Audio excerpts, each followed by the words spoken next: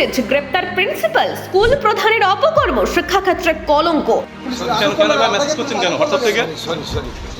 কলকাতার জোকা ম্যানেজমেন্ট কলেজের ঘটনার রেশ কাটতে না কাটতেই আবার ছাত্রীকে অশ্লীল মেসেজ করার অভিযোগ স্কুলের প্রিন্সিপালের বিরুদ্ধে। এই ঘটনাকে কেন্দ্র করে চাঞ্চল্য ছড়িয়েছে দক্ষিণ 24 পরগনা জেলার অন্তর্গত ক্যানিং থানার রায়বাগিনী ডিপল হাই স্কুলে। স্থানীয় এবং পুলিশ সূত্রে জানা গিয়েছে, ক্যানিং রায়বাগিনী এলাকায় ডিপল হাই স্কুলটি খ্রিস্টান মিশনারি স্কুল হিসেবে পরিচিত। এই স্কুলের প্রিন্সিপাল লক্ষ্মণ লিমা ওই স্কুলের এক ছাত্রীর হোয়াটসঅ্যাপে মেসেজ পাঠায়। এরপর সেই ছাত্রীর কাছে পাঠানো মেসেজ দেখে ক্ষোভে ফেটে পড়েন ওই ছাত্রীর পরিবার। এরপর ওই ছাত্রীর বাবা মা এসে স্কুলে প্রতিবাদ জানান। স্কুলে ছুটে আসেন ক্যানিং থানার পুলিশ।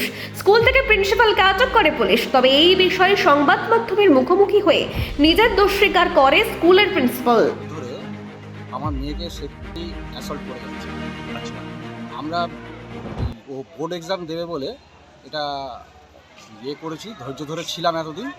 ওর সব রকম কাগজপত্র আমরা পেয়ে গেছি, গিয়ে এবার আমরা স্টেপটা নেওয়া শুরু করেছি। উনি যে সব অশ্লীল মেসেজ পাঠিয়েছে তার ডিটেলস সব কিছু আমাদের কাছে আছে।